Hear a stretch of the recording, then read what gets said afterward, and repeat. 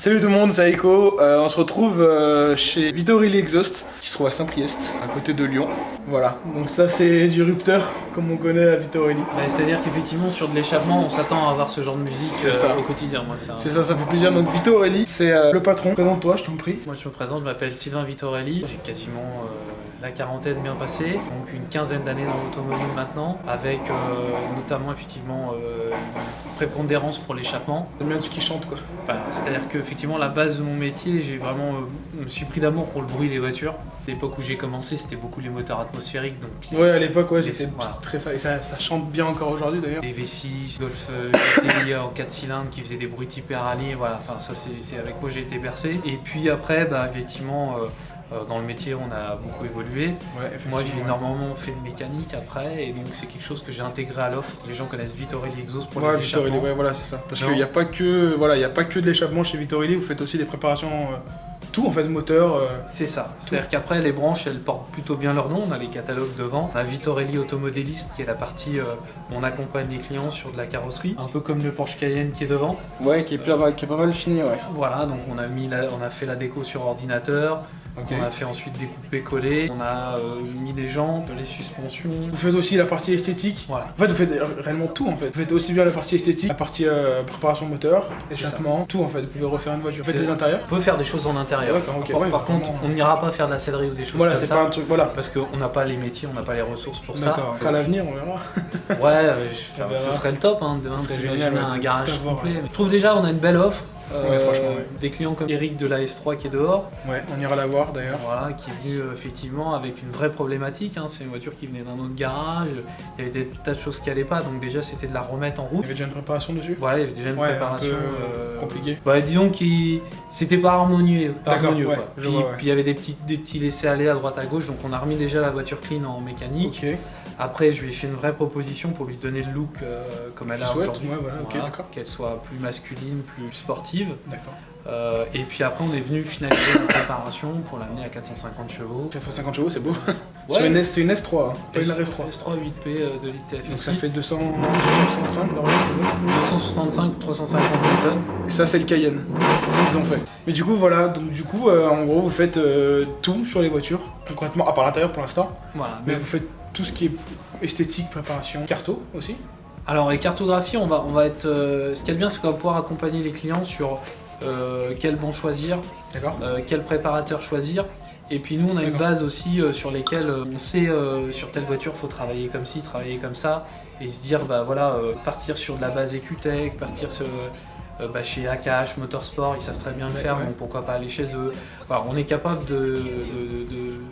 en tout cas, permettre à la personne qui veut amener une cartographie, passer à l'E85 ou des choses comme ça, venir en vrai complément des programmateurs, parce que souvent il leur manque ces petites choses-là. Vous avez la capacité de conseiller les clients avec la préparation que vous pouvez faire, et vers qui aller voir pour avoir le meilleur rendu, en fait, préparation. Et puis la cohérence, parce que ce qu'on oublie, c'est que les programmateurs, vous allez chez eux, c'est des techniciens, c'est-à-dire qu'ils savent très bien démonter un calculateur, l'ouvrir, mettre correctement les soudures au bon endroit pour pincher le calculateur et récupérer les données et l'alimenter, et puis venir injecter le fichier et le vérifier après sur banc d'essai. Ça, c'est des choses qu'ils savent faire. Ça, faut le savoir aussi, il faut faire attention les gars, parce qu'il y a beaucoup de préparateurs qui j'ai pas de nom en tête, heureusement d'ailleurs. Il y a beaucoup de préparateurs qui se disent préparateurs et qui en fait ils injectent des cartos génériques. Au mieux ils sont programmateurs.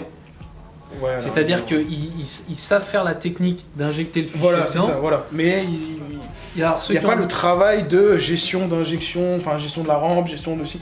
Il n'y a pas ça en fait, c'est vraiment du générique, ils savent faire du plug and play mais version logicielle en fait. Et ça dépend des voitures, certaines marchent, mais... La vraie chose, c'est qu'il faut avoir le conseil derrière. Le bon exemple, on avait une 325i. Alors maintenant, c'est la mode de rouler à l'E85, passer les voitures au super éthanol. Oui, mais alors ça se fait pas sans prendre des précautions. C'est-à-dire que la base est de se dire que techniquement, n'importe quelle voiture à injection, on va pouvoir la passer et la faire rouler à l'E85.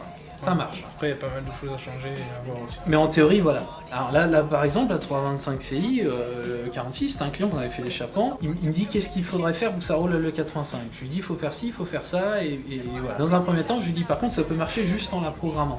D'accord. Et si on a des problèmes, on va agir dessus. Donc, et effectivement, il s'avérait qu'il fallait venir avec une pompe basse pression plus grosse. D'accord, ouais. Et donc nous, l'avantage c'est qu'on sait le faire, démonter la banquette, sortir la pompe immergée, créer la pièce pour adapter, pour mettre une pompe, en l'occurrence une 405 litres à l'heure, voilà, qui va mieux fonctionner. Et la voiture, elle démarre nickel à froid. Les problèmes, on les connaît, on sait ce qu'il faut venir couper. Donc on est quand même capable de vous accompagner sur ça. Et après, il faut se dire que la programmation, c'est que les 10% restants. Oui, voilà, c'est ça, c'est le final, c'est la conclusion d'un travail. Et le passage au banc, c'est bien pour valider les chiffres. Voilà, ouais. Et se donner une idée, mais c'est pareil, il faut pas y prêter non plus énormément. J'ai des clients des fois qui sont sur la guéguerre à 5 chevaux près en disant je l'ai pas acheté chez machin, elle fait tant de chevaux, je l'ai pas acheté chez machin. Ça dépend aussi des bancs, comment ils sont. Et oui, en fait c'est des outils de mesure, ça dépend des bancs. C'est un peu comme des thermomètres, hein. Tu mets les deux thermomètres côte dehors. Ouais, il y aura 1 ou 2 degrés d'écart, mais c'est rien. C'est la même température. C'est juste pour avoir une valeur. Moi je sais que j'ai passé par exemple la S14. Genre les gars, je vous ai pas dit, ça fait 5 mois que je vais faire la présentation de la S14 et j'ai absolument pas fait. Mais tout ça pour vous dire qu'en fait, moi je suis passé chez. Ça s'appelle MTech. Bah, je sais pas si tu connais. Ouais, non, ils sont dans le transport. Non, pas MTech, je fais une connerie. Non, pas du tout, rien à voir. Chez un truc à Lyon là, BR. Je passe à BR, ils avaient fait une journée BR Performance, oui, ça c'est à Saint-Quentin-Fallavier. Voilà, c'est ça, j'ai une bêtise. Et donc du coup en fait je suis passé là-bas, c'était la journée blanc qu'ils ont fait il y a pas longtemps, ouais, bien sûr, Bref Passion. Voilà. Et donc du coup la S14 a sorti 285 chevaux, enfin 285 et 287. Mais pour moi c'est juste une valeur, je vais passer ailleurs, elle va me dire, je te dis une bêtise, 290, ah bah, je vais passer encore ailleurs, elle va me dire 250. En fonction de la température, voilà, exactement. Il y a déjà des variantes, en fonction du carburant même. Oh, c'est ça, ouais, c'est ça. Il y a plein de choses, tu vas chez Intermarché, tu vas chez Total, t'as pas le même carburant, t'as des additifs en plus ou en moins. Voilà, donc en gros c'est juste un outil de... C'est comme quand tu te pèses sur une balance. Tu vas chez toi, tu vas chez ton collègue, t'as pas le même poids. C'est pareil, voilà, c'est exactement la même masse qui est calculée. J'avais vu avec, quand j'étais déjà venu, parce que en fait si vous voulez, Drive Passion organise pas mal de rassemblements, comme aujourd'hui d'ailleurs, c'est pour ça que je suis là. Ils font pas mal de rassemblements chez, on va dire, chez Vittoroli, on va dire. On en a fait 3 ici, ouais. C'est ça, moi je suis venu au premier, pas en avril, celui de l'été d'avant. L'été d'avant, ouais. Voilà, donc c'était le premier du coup. Ouais, c'était le premier ici. Donc voilà, donc je suis venu au premier, par chance je savais même pas que c'était le premier, donc voilà. Le premier, ils en ont fait un en avril de cette année, et là on est au mois de novembre, et du coup il y en a encore un autre. Ouais, on essaie de mettre des fréquences, voilà, les fréquences sont pas mal, en début et fin de saison. Nous déjà ça nous permet de montrer des projets finis. Ouais, comme la Bart qu'on va voir tout à l'heure. La S3 ou même ma BMW. Voilà, moi j'ai vu quand je suis venu au premier, il y avait une MX5, celle qui est devant. Ouais. Une MX5 90 1,6 litre. Une NA, ouais, effectivement, de 93. C'est beau. Et du coup, elle fait combien aujourd'hui de chevaux ? Elle fait 180 chevaux à peu près. Voilà, donc c'est le double. Une base 70. C'est le double, donc c'est dingue quand même. C'est une base 90, mais elle faisait 70. Elle faisait 70 ? Ah oui, voilà, j'ai compris. Le moteur était un peu fatigué, quoi. J'ai compris l'idée. 223 000 km. Et bah alors, maintenant elle est repartie en fait au final. Ouais, on a refait le bloc, on l'a turbo compressé. Ok, ouais. Ça, c'est la réalité. Je l'ai vu, c'est un petit escargot, mais ça suffit sur une base d'Atmo. Ouais, c'est un gros garrette quand même. Ah ouais ? Ouais, tu montes à 350 chevaux avec ça normalement. Ah ouais, bah c'est pas celui que j'ai vu alors. Parce qu'en fait, à l'époque, quand je suis venu, le turbo était pas mis, en fait, il était posé sur la voiture. Comme oui, ça. non, mais ça c'était un faux carter. D'accord. En fait, on s'est basé sur ça pour connaître un peu les encombrements. Parce qu'on a créé nous-mêmes la ligne complète et le collecteur. Il n'y a pas si longtemps, on a fait une E36, on l'a vu sur notre page, soit P2JZ GTE. Ok, putain, c'est beau ça. L'un de mes confrères de Paris. Et il m'a dit, ouais, pour la ligne d'échappement, moi je sais que fatalement, fait par vous, tout va tomber nickel. Quoi. Donc du coup, même le collecteur a été fait par ici. Alors non, lui il avait un collecteur acheté tel quel. On peut agrémenter le turbo dessus du coup. Voilà, il a mis un turbo dessus, mais il n'y avait aucune descente turbo disponible et aucune ligne d'échappement qui tomberait sur sa base collecteur. Surtout que c'est compliqué les swaps, pas les swaps mais les... Si, c'est un swap. Si, c'est un swap. Ouais. C'est compliqué d'intégrer quelque chose qui n'est pas de la voiture sur une voiture. Donc là, tu sais que tu es sur mesure complet, et nous, on a tout pour faire exactement ce qu'il voulait, et que ça tombe juste, et que quand il va mettre le premier coup de clé et qu'il va aller faire des tours de roue, voilà, ça part. D'ailleurs, moi, j'ai souvent tendance à, sans faire du zèle, dire qu'on ne fait pas de sur-mesure, on fabrique à la main. T'as une différence pour ça? Ouais, bah forcément, vu que je suis du métier, c'est un peu comme un joaillier, tu vois, on va pinailler sur les mots pour essayer de montrer la différence par rapport aux concurrents, mais elle est quand même réelle, cette différence, c'est que le sur-mesure, c'est vraiment le mec qui assemble les coudes et qui va les souder. Ouais, ok. Nous, on s'est abrogé de ça. Pour moi, assembler des coudes... Moi, pour toi, c'est juste de l'assemblage. Voilà, c'est-à-dire qu'on va prendre le risque déjà de multiplier les soudures, donc créer des fragilités. Même si tu es le meilleur soudeur du monde, tu prends le risque que ça peut potentiellement casser parce que tu as soudé 2 éléments bord-bord. Et nous, quand on assemble nos lignes d'échappement, il n'y a rien de bord-bord. Si je viens avec un tuyau, il passe systématiquement au-dessus de l'autre. D'accord, ouais, c'est du pseudo-manchonné, ensuite soudé. Voilà, donc tu sais que ça ne peut pas casser. Je comprends. Donc effectivement, plutôt que d'avoir des éléments bord-bord, nous, on s'est équipé d'une cintreuse. Ouais, j'ai vu, ouais. Voilà, dans l'idée, on va cintrer nous-mêmes nos tuyaux, des diamètres qu'on veut, avec les possibilités qu'on veut, les épaisseurs qu'on veut. Et puis ça veut dire que quand on va rentrer dans les silencieux, on va pas venir bord-bord, on va pouvoir rentrer dedans, créer, pour que ce soit bien fiable. Voilà, pouvoir être capable d'expanser le tuyau pour pouvoir lui donner l'étanchéité parfaite et revenir avec la soudure. Ça nous a permis d'aller beaucoup plus loin et d'aller chercher les petits détails qu'on ne pouvait pas offrir à l'époque où on a commencé avec le sur-mesure, parce que j'ai commencé par là comme tout le monde. Maintenant on est en 2019, on a des produits vraiment qualité de fabrication, tu l'as vu sur les soudures, etc. Il y a des expos devant. On pourra le montrer, on n'a pas peur de montrer ce genre de choses, c'est qu'on est quand même sur du niveau de soudure assez pointu. Les soudures sont assez... alors ça, je sais pas comment ça se passe. Ceux qui sont soudeurs le sauront. Mais les soudures sont à effet anodisé, elles sont colorées. Ça, je sais pas. C'est-à-dire que la protection gazeuse qu'on utilise, quand tu atteins un certain niveau de qualité en termes de protection gazeuse, ça crée des espèces de moirures dorées parfois bleutées. Voilà, bleu, violet, même, bleu, rosé. C'est vraiment très joli. Outre le fait le fonctionnel, c'est aussi joli et tu le sais que tu as quelque chose de qualité sous ta voiture. Et puis ça prouve que la soudure a été correctement protégée et que donc elle va pas être amenée à casser pour aucune raison. Ouais. Alors c'est là aussi nous on peut accompagner les clients parce que on arrive de réparer des fois des... Là on a réparé un Super Sprint il y a pas longtemps. Super Sprint c'est une très bonne marque. Bien sûr, oui, c'est sûr. Et bon voilà, ça... Tu sais pas pourquoi, peut-être que le gars il a un support moteur qui commence à être un peu vieux, ça vit plus que la normale, ou il a touché un dodan, enfin il y a X raisons. Ou quelqu'un a pu lui rentrer dedans, j'ai eu le coup aussi une fois quelqu'un qui s'est... Ouais, il tape le silencieux à l'arrière et ça bouge tout le reste. Exactement. Ouais. Nous on peut réparer ça. D'accord, ok. Le titane, l'inox, peu importe sa qualité, on peut réparer et des fois même renforcer. C'est-à-dire, là il y a une fragilité, on va peut-être venir avec un plat, on va souder comme ci, comme ça. Et puis ta pièce HKS, elle va du coup avoir le renfort qui manquait peut-être dans la config. Vous pouvez améliorer ce qui est déjà fait. Voilà. Alors on peut pas faire, et j'ai beaucoup de demandes maintenant, d'adapter des clapets sur des trucs existants, etc. Parce qu'il y a une fausse croyance de se dire que le clapet, c'est un peu comme je disais tout à l'heure pour la reprogrammation, c'est 10% de la réalité du travail. Toute l'ingénierie, elle est dans le silencieux pour faire le moins de bruit possible. Et puis après on va chercher le plus de bruit possible. Mais ça, plus de bruit possible, n'importe qui peut le faire. C'est facile ça. Mais le moins de bruit possible, c'est compliqué. C'est penser l'intérieur du silencieux de telle sorte qu'il fasse pas de résonance, etc. Parce que, je te coupe, excuse-moi, mais ceux qui connaissent pas Vittorini, en fait, ils sont... Enfin moi, ce que je sais des rassos, des personnes qui connaissent Vittorini, ils vous connaissent vachement pour les clapets justement. Et ils nous disent, ils font des clapets, etc. Et ils connaissent la différence, les petits boutons qu'on voit là, les fameux petits boutons, du coup, ça ils connaissent. Et c'est vraiment une technologie que vous maîtrisez bien, visiblement, les clapets. On verra du coup avec le Cayenne, la barre tout à l'heure, la différence entre fermé et ouvert. On connaît beaucoup de clapets, tu sais, les lignes déjà achetées. Maintenant, effectivement, il y a des marques qui sont énormément démocratisées, donc ça a commencé à permettre de faire connaître le dispositif, mais en fait, c'est d'origine sur plein de voitures. Ah oui, bien sûr, tout ce qui est surtout grosse... Une vieille 328 CI E36, t'avais un petit clapet à la fin de la ligne. Une 330 CI E46, pour donner des voitures des années 2000, elles avaient du clapet. Dans des voitures plus récentes, tu vas avoir les S3 de TFSI, tu vas avoir les Sirocco R, tout ça, les Golf 6R, elles ont du clapet. Par contre, tu as une différence entre ouvert et fermé qui est pas optimisée. Moindre.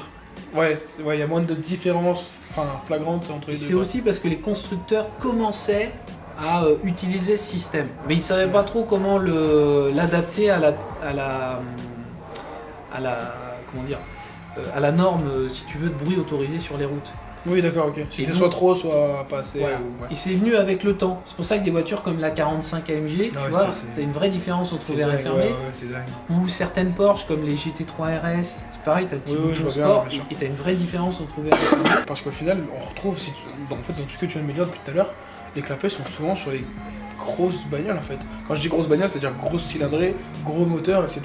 Et si tu regardes, l'avantage c'est que soit tu as une voiture avec des lignes communes, on va dire, une connerie, une allemande, et tu peux mettre des marques, j'ai pas envie de citer de marque, mais n'importe quelle marque qui fait des clapets, tu peux acheter ça dans le commerce. Là la différence, par exemple, je sais que moi, avec le S14, tu peux pas acheter de... Enfin, ça n'existe pas en fait. Une ligne à clapet sur une S14 ou même une Civic Type R que j'avais avant, quoique la Civic je sais pas. Mais en gros je sais que ça n'existe pas en fait. Et donc du coup là, tu peux faire ta ligne et sur mesure, donc c'est très bien. Et en plus tu peux mettre ton clapet pour éviter de te casser la tête simplement. En fait tu mets exactement le doigt sur ce que moi j'ai voulu aussi, c'est quand je parle de démocratiser la techno, c'est en fait la ramener à des véhicules qui ne pourraient... Voilà, qui ne pouvaient pas en avoir à la base, il n'y avait pas possible d'en avoir outre... Et ça permet de révéler des choses assez extraordinaires. Hein. 1,2 litre TSI, par exemple, j'imagine que c'est un moteur pas terrible, et donc on va pas forcément avoir une super sonorité. Sur YouTube, tu mets Vitorelli Leon 1,2 litre TSI, tu vas te dire ah ouais quand même. Moi j'ai acheté, on a une 1,5 litre 3 cylindres mini, donc c'est une voiture pas très puissante, tu vois, pour de la ville ça suffit, moteur tu peux passer à l'E85, machin, etc. Et au départ, on s'était dit ce moteur il va être intéressant parce qu'il va avoir une vraie différence entre VR et fer. Et donc, plutôt que d'acheter une John Cooper World qui est hors de prix et qui fonctionne, qui pour l'usage que j'en avais pour faire de la ville, c'est une connerie, pour les 50 km/h ça marchait pas. Donc, on prend en voiture d'appoint, tu te dis merde, on va mettre un petit kit carrosserie John Cooper Works parce que bon, voilà. Tu vas faire un petit tuning. Voilà, le symptôme de je suis quand même frustré de pas acheter une John Cooper Works, donc je l'équipe quand même. Et puis derrière, je viens mettre l'échappement à clapet et elle craque un putain de bruit quoi. Alors que vraiment à la base, c'est une voiture qui est de ville en fait, clairement. C'est ça. Un truc silencieux, donc du coup tu as mis des clapets. Et forcément, toutes les voitures de la maison. Mais effectivement, sur les voisins, sur une petite motorisation, t'arrives à des fois des vraies surprises. Que tu n'aurais jamais pu connaître parce que effectivement c'est des voitures qui de toute façon n'auront jamais de clapet. Entre tous les professionnels, on peut dire concurrents, mais en fait c'est pas non, pas vraiment. Il faut plutôt se dire, alors ça après c'est à la libre appréciation de chacun des professionnels de se dire je suis concurrent de machin. Oui voilà. Moi je le vois pas vraiment comme ça. Pour moi on est plutôt des confrères. On fait le même métier, donc ça veut dire que en faisant le même métier, on fait la même chose. Dans le sens où on va créer des échappements qui vont mettre sur le marché des voitures qui font plus de bruit. Voilà. Donc on participe à faire grandir la passion pour le bruit des automobiles. En fait, t'es plus partisan de on est ensemble plutôt qu'on est concurrents en fait. C'est-à-dire on est les mêmes plutôt qu'on est différents en fait. Pour que j'ai des gens qui poussent la porte, il faut qu'on sache qu'on peut équiper des voitures avec clapet. Bien sûr, c'est sûr.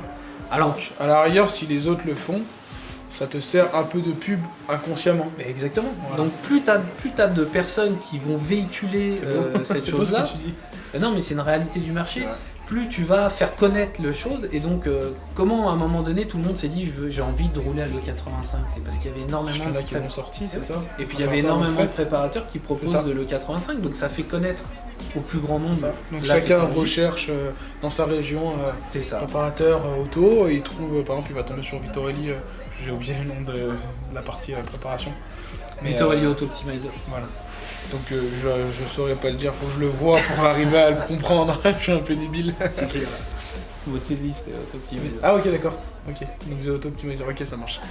Et du coup voilà, donc en fait tu peux très bien taper même sur Google, tout le monde fait ça de toute façon, tu tapes préparateur région grenobloise, région lyonnaise, région 85 et tu vas trouver voilà c'est ça. Et après ça se trouve, je pense qu'il y a, je sais pas, confirme-moi, il y a peut-être beaucoup de gens qui sont venus par hasard ici, pas forcément en rasso, sont venus pas vraiment par hasard en tapant sur Google ou quelque chose comme ça. Oui, alors après c'est vrai qu'effectivement, nous on a une communication maintenant qui commence à être bien en place, donc effectivement quand tu tapes des choses, on ressort. Et du coup vous bossez avec quoi comme matière première? C'est-à-dire que j'ai vu des tubes inox. Pour fabriquer l'échappement, on parle vraiment que de l'inox. Ouais. Vous faites pas de titane ou d'acier basique ou non? Non, alors titane on peut faire. Okay. C'est très rare les clients sur le titane. Pourquoi? Parce que quand tu fais un échappement titane, tout doit être en titane. Pas forcément, oui. Tu peux pas mettre juste l'embout. Voilà. Le clapet, la sortie, etc. Et les prix, c'est incroyable. Ah oui, le titane, c'est super cher, c'est sûr. Mais c'est vrai que le son, les gars, ça n'a rien à voir. Un échappement inox, un échappement titane, de souvenir de ce que j'ai entendu, l'échappement titane est plus rauque, peu importe la voiture. Alors ça c'est intéressant ce que tu dis parce que c'est un peu une fausse croyance. C'est une fausse croyance. Voilà. Très bien. Génial. Et on va pouvoir l'expliquer. Déjà dans les matériaux, c'est un matériau non ferreux. Donc la particularité du titane d'être soumis à aucune oxydation. Ça oui, pas clairement. Voilà. Et puis d'avoir la capacité, si tu veux, de se déformer avant beaucoup plus que certains aciers avant de se rompre. D'accord, c'est bien. Donc il a une résistance mécanique beaucoup plus élevée, avec des épaisseurs inférieures. Et c'est ça qui est très important de comprendre. Tu peux mettre moins d'épaisseur voilà. que l'inox. Sur de l'inox, on va être peut-être, sur une ligne d'échappement, nous on va être en 1,6 mm à 2 mm. Ok. Et une ligne en titane, tu vas être 0,6, 0,8. Et c'est suffisant du coup. Et c'est suffisant. Suffisant pour que ça soit mécaniquement résistant. D'accord. Et parce que tu gagnes en poids, voilà, tu gagnes énormément. Tu gagnes énormément en poids. L'autre particularité, c'est que c'est un acier qui ne va pas dilater.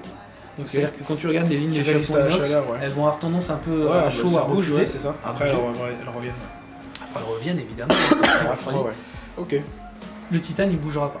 Ok, c'est bien. Donc demain, tu es dans une préparation avec des températures d'échappement très élevées, avec un encombrement un peu juste, où tu sais que tout doit rester parfaitement en place, le titane, ça devient vraiment intéressant. Voilà. Et alors pourquoi ça va créer cette sonorité un peu particulière?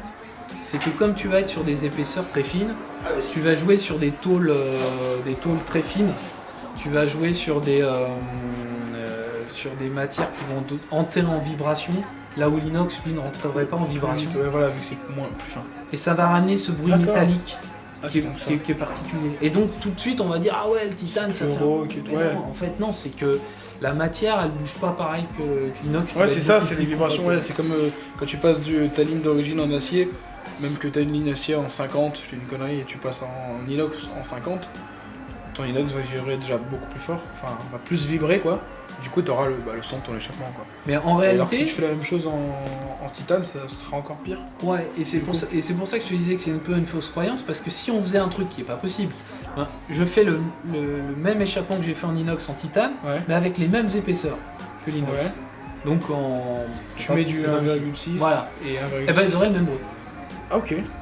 Parce que, effectivement, le mélange de matière qu'on fait, la conception du silencieux, avec les chambres, etc., fait que le bruit, normalement, il doit être... Allez, il y a peut-être une tessiture légèrement différente, mais ils doivent quasi... Mais le fait d'être sur des épaisseurs plus fines, ça chante plus, quoi. Les matières isolantes un peu différentes, et ben on va avoir un bruit métallique plus typé. Là où on intervient en titane, c'est sur des réparations d'échappement de moto. D'accord. Parce que c'est assez répandu, le titane dans les motos. Voilà. Puis vous faites pas que les voitures, il y a aussi. En fait, vous pouvez faire n'importe quel échappement, que ce soit moto. Alors non, réparer des motos, oui, mais en fabriquer, on sait pas faire ça. Non, c'est trop compliqué. C'est pas que c'est compliqué, c'est que c'est pas mon métier et c'est quelque chose que je maîtrise pas. D'accord. J'ai pas peur de le dire, voilà. Donc il y a une réelle différence entre les échappements de moto et les échappements en voiture. Ouais, c'est plus complexe. D'accord. C'est un peu, c'est différent. Et puis du coup, si jamais tu faisais un échappement de moto, ça coûterait au client plus cher. Enfin. En gros, ça coûterait vachement cher, quoi. Que ce que tu peux trouver dans le commerce qui existe tout fait et qui va être de très bonne facture. Voilà. Aujourd'hui, un échappement à Krapovic... c'est très bien. Ah ouais, c'est topissime. Sur les motos, pour faire mieux, franchement. C'est pas mal. Puis même, il y a des super marques, hein, Zard, j'ai oublié le nom d'une marque italienne qui est très très bien aussi. Et c'est des marques qu'on revend. Ouais, mais je connais un peu des marques, moi, mais j'y connais rien aussi. Donc clairement, nous, c'est vraiment voiture de sport. Ok, donc voilà, voiture. Si jamais il y a des motards, les gars, achetez, ça vous coûtera moins cher. Mais si vous voulez réparer, on peut. Si vous voulez, voilà, si jamais quelconque faire des adaptations. Voilà, ça c'est pas mal. C'est des choses qui peuvent être possibles. C'est déjà bien, non, mais voilà, si quelqu'un n'a pas forcément d'adresse et qui sait que Vittoroli fait des échappements, il sait qu'aussi il peut venir pour sa bégaine. Exactement. Du coup, c'est quoi l'adresse ici? On est au 5 rue de Lombardie, à Saint-Priest, c'est en bas à droite de Lyon. Okay. On n'est pas très loin d'un petit aérodrome qui s'appelle Bon Aviation. Okay. Et la zone, c'est le parc Actilon.